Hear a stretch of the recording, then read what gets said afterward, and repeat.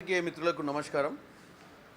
ఈరోజు పొద్దున national Herald కేసులో ఏదైతే ఆ కేసుని కోర్టు కొట్టివేయడం జరిగిందో, ఎన్ఫోర్స్మెంట్ డైరెక్టరేట్ ఏదైతే నేషనల్ హెరాల్డ్ కేసులో రాహుల్ గాంధీ గారిని, సోనియా గాంధీ గారిని మేము గతంలో ఎన్నోసార్లు చెప్తూ వస్తున్నాం.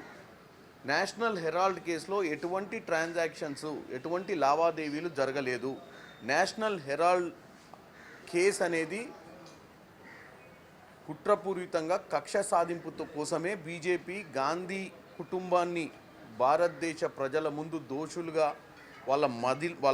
వాళ్ళ మనసులో ఒక దురాలోచన కలిగించాలి, ప్రజలకు తప్పుతో పట్టాలన్న ఆలోచనతోటే బీజేపీ ఈడీ అనే ఒక వ్యవస్థను, ఎందుకంటే గతంలో ఎన్నోసార్లు చెప్పినాం, ఎన్ఫోర్స్మెంట్ డైరెక్టరేట్ కానీ, సిబిఐ కానీ, ఎలక్షన్ కమిషన్ కానీ ఈరోజు వాళ్ళ సొంత ఆర్గనైజేషన్లో ఉన్నటువంటి కార్యకర్తల్లాగా వాడుకుంటారు. ఎందుకంటే మొన్నటిదాకా మీరు ఎస్ఐఆర్ చూసిర్రు.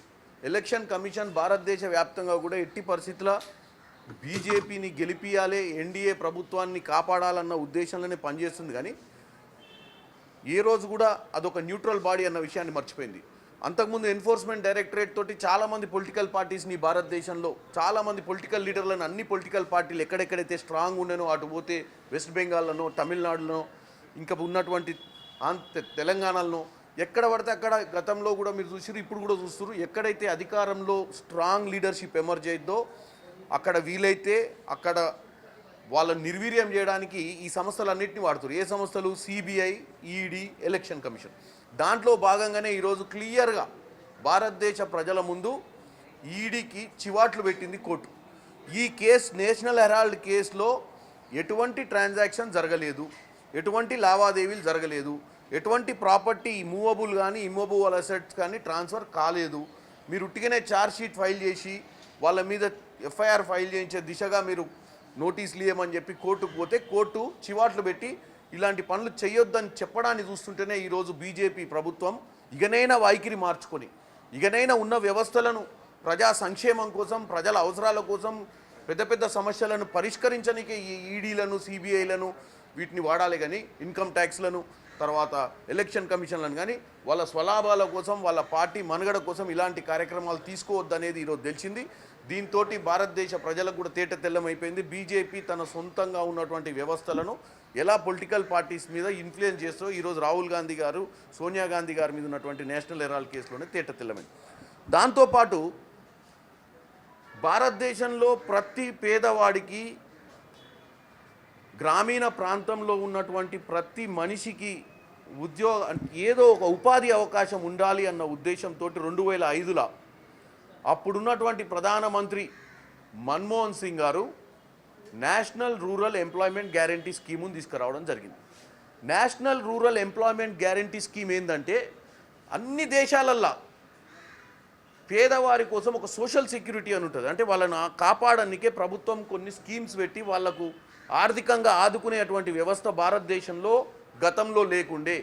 ఈ ఆలోచన కేవలం కాంగ్రెస్ పార్టీ అధికారంలోకి 2004లో వచ్చిన తర్వాత మన్మోహన్ సింగ్ గారి హయాంలో ఈ యొక్క స్కీమును తీసుకురావడం జరిగింది. ఈ స్కీమ్ వల్ల 100 రోజులు ఎట్టి పరిస్థితిలో పేదవాడికి పనికి తగ్గటువంటి వేతనాలు ఇవ్వాలన్న ఉద్దేశంతో సెంట్రల్ గవర్నమెంట్ 100% ఫండింగ్ చేసి దేశం మొత్తం అన్ని రాష్ట్రాలకు ఈ స్కీమును ముందుకు తీసుకుపోయింది. ఇప్పుడు ఈరోజు పొద్దున్నే వీళ్ళు కొత్తగా ఈ Mahatma Gandhi National Rural Employment Guarantee స్కీమ్ని మహాత్మా గాంధీ గారి పేరుని తొలగించి వికసిత్ భారత్ అనే పేరుతోటి జీ రామ్ జీ అని కొత్తగా నామకరణ చేస్తూ మహాత్మా గాంధీ గారిని రానున్న తరాలలో ఈరోజు మళ్ళీ కొత్తగా వీళ్ళ వైఖరి మన ప్రజల ముందు వచ్చింది. ఎప్పుడైనా ఆర్ఎస్ఎస్, బీజేపీ గాంధీ గారికి వ్యతిరేకంగానే ఆలోచన విధానం ఉండేది.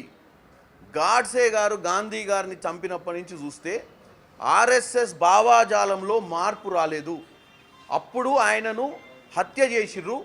ఇప్పుడు ఇంత మంచి స్కీమ్ని పేద ప్రజలకు అందుబాటులోకి తీసుకొచ్చి ఆ మహానుభావుని పేరు పెట్టుకుంటే ఆ మహానుభావుని పేరు ఫ్యూచర్ జనరేషన్స్ అంటే రానున్న తరాలకు అసలు ఈ నామము, ఈ పేరే వినపడొద్దన్న ఉద్దేశంతో ఇలా తొలగించినట్టుగా ఉంది. ఈ స్కీమ్ని కూడా నిర్వీర్యం చేసిర్రు. పోనీ ఈ స్కీమ్ని బ్రహ్మాండంగా చేస్తుర్రా అంటే అది లేదు. ఆ స్కీమ్లో సెంట్రల్ గవర్నమెంట్ పాత్రను తగ్గించి స్టేట్ గవర్నమెంట్ మీద ఎక్కువ బాధ్యత పెట్టిర్రు. బడ్జెట్ షేరింగ్ పెట్టిర్రు 40-60. కాబట్టి ఇప్పుడు ఆ స్కీమ్ని ఇంప్లిమెంట్ చేయాలన్న రూల్ స్టేట్ గవర్నమెంట్ దగ్గర డబ్బులు ఉంటేనే చేస్తుంది. ఇంకా సెంట్రల్ గవర్నమెంట్కున్న ప్రాధాన్యత కోల్పోయింది ఈ స్కీము. గతంలో కాంగ్రెస్ పార్టీ తీసుకొచ్చిన ఈ స్కీము ఏ రాష్ట్ర ఆర్థిక బడ్జెట్ ఏదున్నా 100% భారతదేశంలో ఉన్నటువంటి పేద గ్రామీణ ప్రజలకు సెంట్రల్ గవర్నమెంటే 100% ఈ యొక్క స్కీమ్ని పెట్టి వాళ్లకు పనికి ఆహార పథకం ద్వారా 100 రోజుల పని కల్పించాలన్నారు. మేము ఇప్పుడు 125 రోజుల పని కల్పిస్తున్నామని చెప్పుకుంటేనే మాకు సంబంధమే లేదు, ఇక నుంచి స్టేట్ గవర్నమెంట్లే పని చేసుకోవాలి, స్టేట్ గవర్నమెంట్లు ఇవ్వాలంటే అప్పుడు ఏమైనట్టు స్కీము? నిర్వీర్యమైనట్టు. ఇప్పుడు స్టేట్ గవర్నమెంట్ ఒక రాష్ట్రానికి బడ్జెట్ లేదనుకోండి అంటే ఆ రాష్ట్రం చేయదనే కదా. చేయదంటే మరి మహాత్మా గాంధీ మహానుభావుని పేరు పెట్టుకొని ప్రతి ఒక్కరికి ఉపాధి కల్పించాలన్న ఆలోచనను తుంగలోకి తొక్కింది బీజేపీ ప్రభుత్వం. రామ్జీ అనే పేరు పెడితే దాంతో అట్లీస్ట్ ప్రజలకు ఏం మెసేజ్ పంపిద్దామనుకుంటారు వీళ్ళు? ఒకటి, మహాత్మా గాంధీ పేరును తుడిచిపెట్టాలి.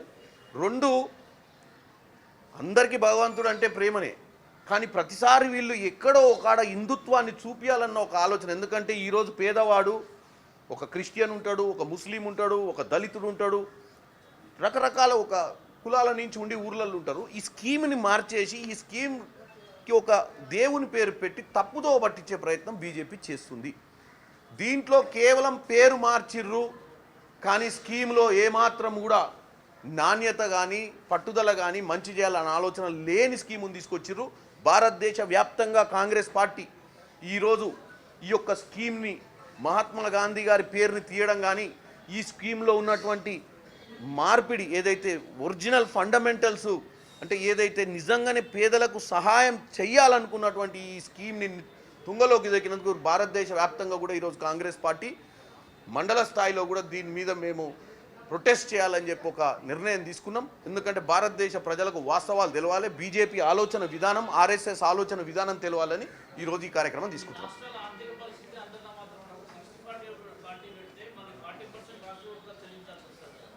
అందుకే అంటున్నా, ఈ స్కీమ్ గతంలో మన్మోహన్ సింగ్ గారు పెట్టినప్పుడు రాష్ట్ర ఆర్థిక పరిస్థితి ఎట్లున్నా ప్రతి వాడికి భారతదేశంలో ప్రతి రాష్ట్రానికి సెంట్రల్ గవర్నమెంట్లో ఉన్నటువంటి బడ్జెట్ తోటి 100% ఇవ్వాలన్న ఆలోచనతో మొదలుపెట్టిన స్కీమ్.